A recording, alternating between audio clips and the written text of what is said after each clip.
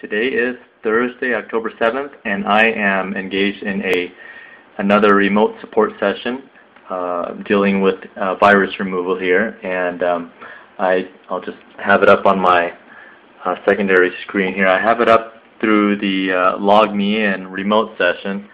I'm just going to bring it up on the full screen, and what we're dealing with is a computer with it has Service Pack 3 already. It's Windows XP Professional, and it's a laptop computer. The client lives up there in North Scottsdale, Arizona, and it's an older laptop. It's a 1.7 gigahertz system with 512 megabytes of RAM. It's infected with a virus, and in particular a scareware type of virus where it tries to spout out all these supposed scans and list all these infections that the scan supposedly finds on the computer, and it throws off a lot of scary notifications saying that, for example, network attack detected, click on a button to prevent attack, and if you were to actually click on the button, it'll mess up your computer further. These types of notifications themselves are not official notifications. These notifications in themselves are the viruses that's infecting the computer, and they try to scare you into clicking on one of their links or their buttons within their scans to lead you into a product page where you can buy and pay for bogus antivirus or software fixes for your computer, and not solving your situation at all. This computer, another note, has Norton Internet Security installed, so yet another case of a computer with the Norton software installed that did not protect it in any way. So that's nothing unusual. I've dealt with so many Norton installations where it doesn't really do much, where once I'm done with this cleanup job here, I'll be installing one of the free antivirus products that work just as well, if not better, than any type of these Nortons and these McAfee programs out there.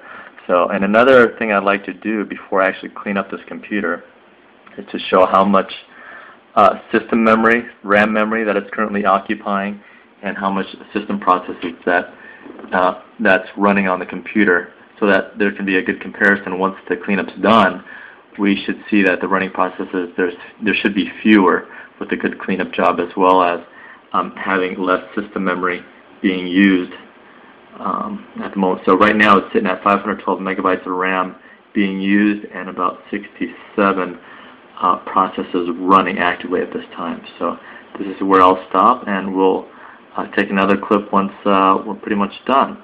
And first thing I'm going to do is just going to remove the Norton as well as the suspected files, and we'll see what happens. Just a quick update here. I've just finished completing the removal of the Norton software and a few other junk applications, and the computer is responding very slowly, and it's just taken at least 20-30 seconds between each click, and it's not uncommon for the system to behave this way during a virus cleanup. And another note, interesting thing that we can see here, that the system memory usage is now it's blasted up to above 1.5 gigabytes worth of system RAM usage. And again, we only have 0.5 of a gigabyte system memory installed, and so that also explains why the system's running so slow. Most likely processes that are tied to this virus, the infection, is really eating up the system memory and really making it challenging to get this virus removed quickly. So it's just how it is.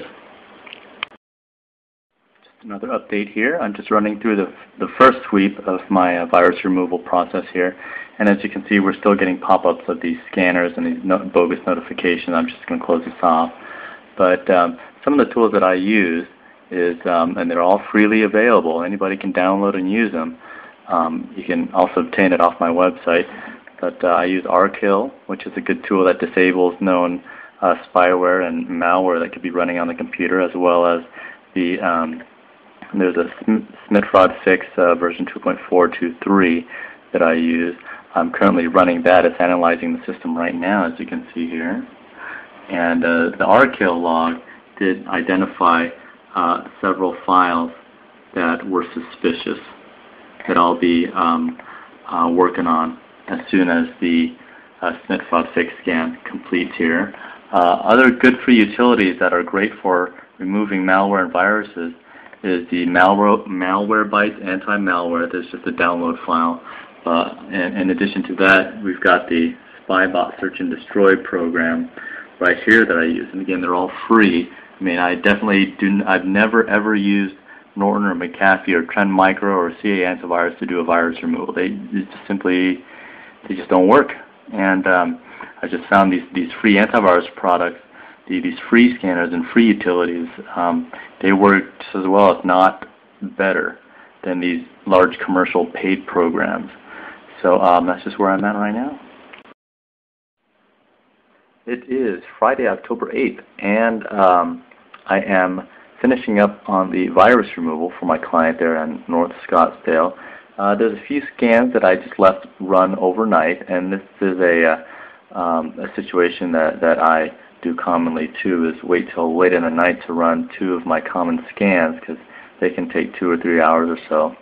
Of course, I don't bill for the waiting time for that during a remote session.